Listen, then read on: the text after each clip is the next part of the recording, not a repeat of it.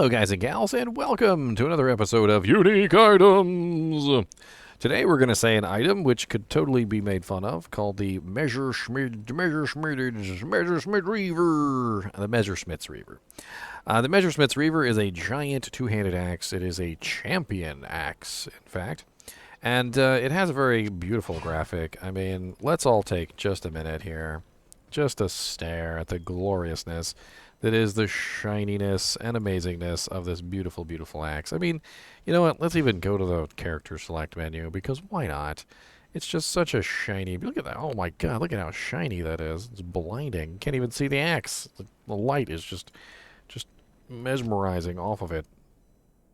Let's go to a different act, so we don't have so much shiny sunlight blinding our axe, which is just rude. How are we going to admire the beautifulness of the axe if we can't see it properly? See, now we're in Act 1. It's a little bit more mellow in Act. There we go. Look at how sexy that axe is. I mean, come on, you got to admit, it's a sexy looking axe. I mean, if somebody came charging at you with that and they were trying to kill you, you'd be like, whoa, stop a minute, man. I know you're trying to kill me, but that axe is just sexy. Do you mind if I just look at it for a second before you chop my head off? Because I really want to admire the weapon that's going to take my head clean off my shoulders.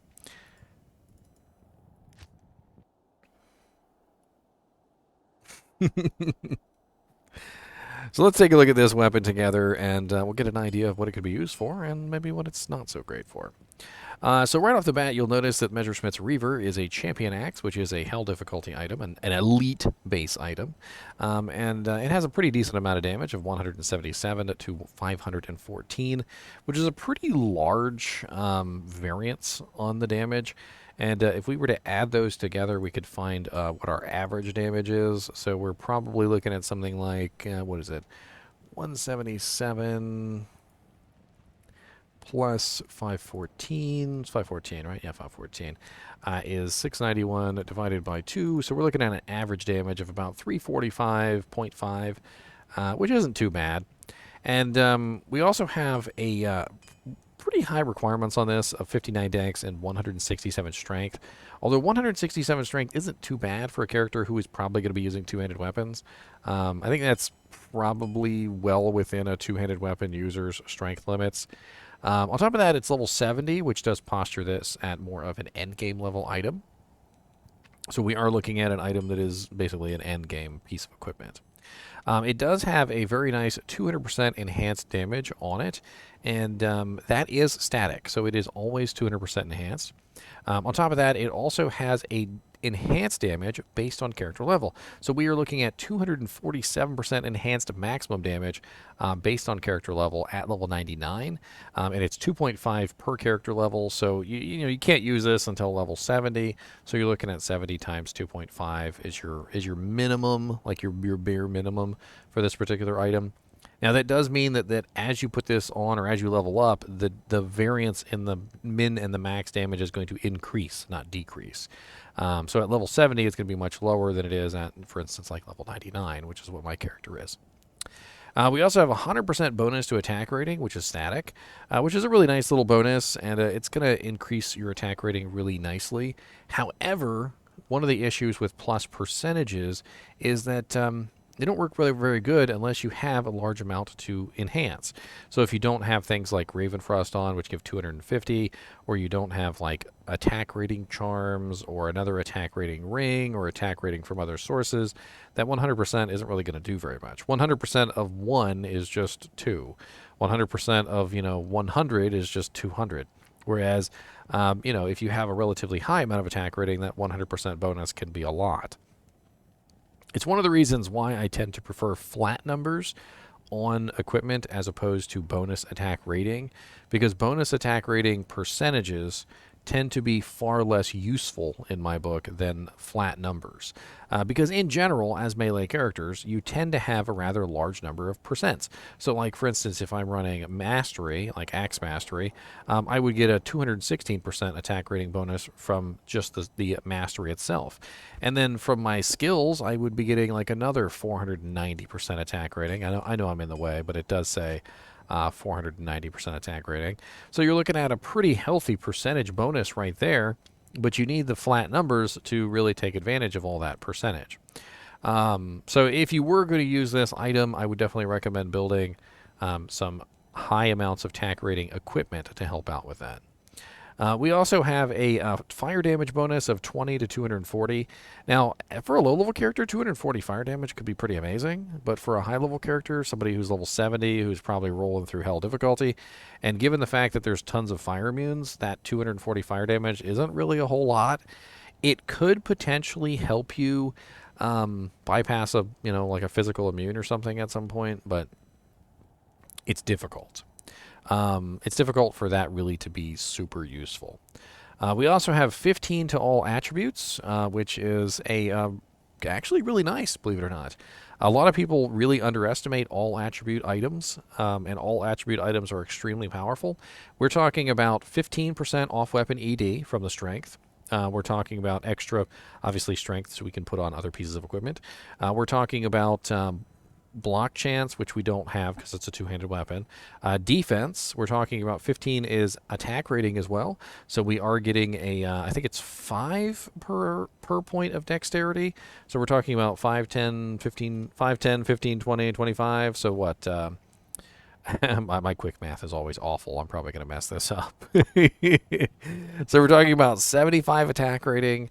We're also talking about a pretty decent amount of life added, and we get some additional mana, which could help us out while we're whirlwinding or berserking or whatever the hell we're doing.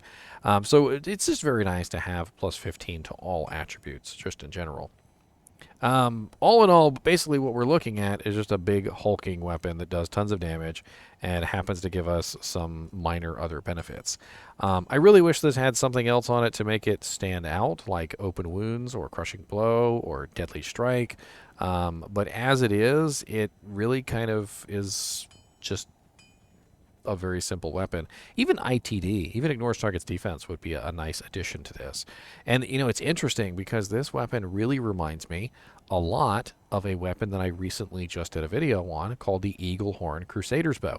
The Eaglehorn Crusader's Bow had essentially all the same modifiers as this item. Messerschmitt's Reaver and Eaglehorn Crusader Bow are like almost identical.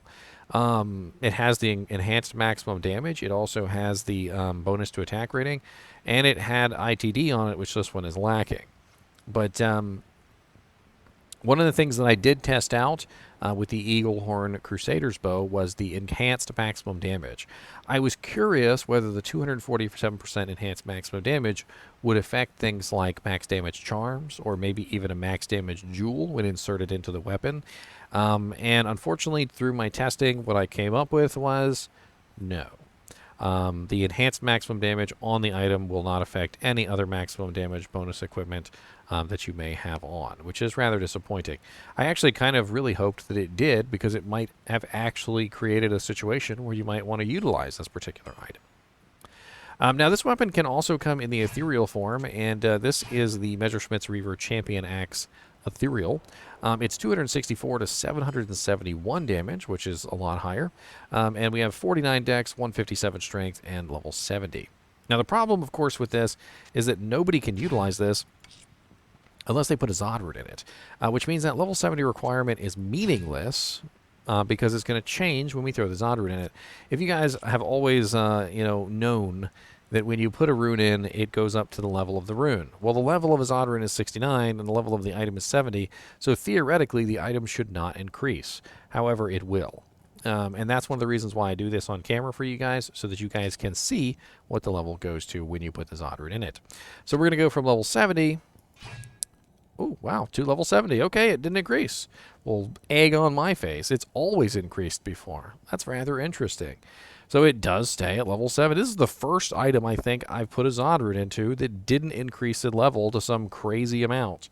Like some of them go up to like level 89. Some of them go up to level 81. Some of them go like up to like level like 73. Like it's always some strange number, but for the first time ever, we have an item that doesn't increase in level when you put a Zod root in it. That's nuts. So the ethereal Zodded version is interesting as an option because obviously it does a lot more physical damage. However, it is a normal attack speed item with no increased attack speed on it, which means that it might not necessarily be the best of choices for a like a speed build. You could theoretically use this on a druid, which I'm pretty sure will increase the attack speed a little bit. Let's drop this off to a druid real quick, and let's see what the attack speed is on the druid, just out of curiosity. Let's pull up our Alders set druid.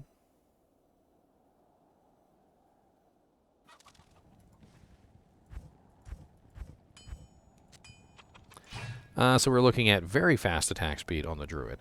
So as you can see, the druid just gets a relatively nice boost in his attack speed when it comes to two-handed items. And so things like the Messerschmitt's Reaver, which might be relatively slow on a barbarian, can be pretty darn fast on a druid, and a lot more beneficial to those particular characters. Let's take a look over on the barbarian, though, and let's see what kind of damage we would be looking at if we, like, respect him, beefed him up specifically for, you know, I don't know. Let's do Berserk just out of curiosity, because it is a relatively high damage ability, and we'll get an idea of what kind of damage output we're looking at. So let me go ahead and dump my points into Axe Mastery, and throw on this beast.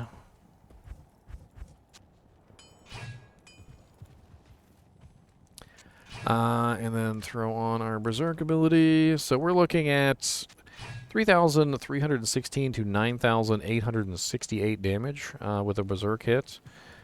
We could actually go test this real quick. Let's go to Frigid Highlands and Berserk one of these monsters.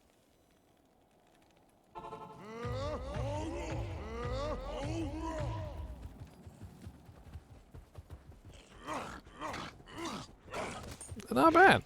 About 3 hits. This is P8, by the way. This is not players 1. This is P8, and obviously I'm not like fully set up for this. If I was fully set up for this, I would not have Immortal Kings set on.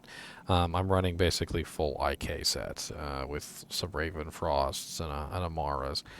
So you know, damage isn't that bad for players 8. If we were to drop this down to like players 3 or something like that, I feel like this weapon would probably just be one-shotting or most of the monsters.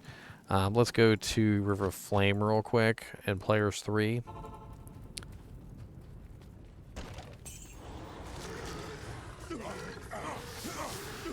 Of course, we had to find one of the highest HP monsters in the game first. Why are they always mana burn? Every single time I do my testing, every single time, they're always mana burn. Like, I can't ever test anything without them being mana burn. It's like, oh, hey, here, have a mana burn monster to come rip all your mana away and just be rude to you. I'm like, no, I don't want them to be rude to me. It's just me.